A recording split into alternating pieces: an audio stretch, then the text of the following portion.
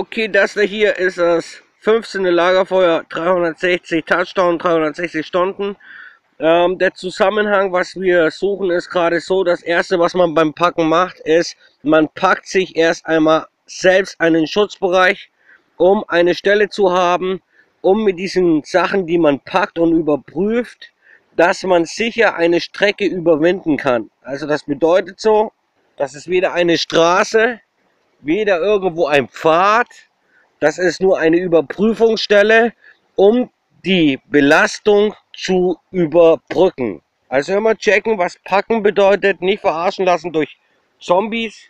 Es bedeutet tatsächlich, erstes oder das, wo man sieht, ist nicht mit den Zahlen, mit 1, 2, 3, 4, 5, 6, 7, 8, 9 und 10 oder noch mehrere Zahlen drauf geschissen. Packen bedeutet, die Produkte zu überprüfen, die man braucht, um die Belastung, die auf einen wartet, also ist ja Blödsinn, also die Belastung, die man weiß, die kommt, zu überwinden.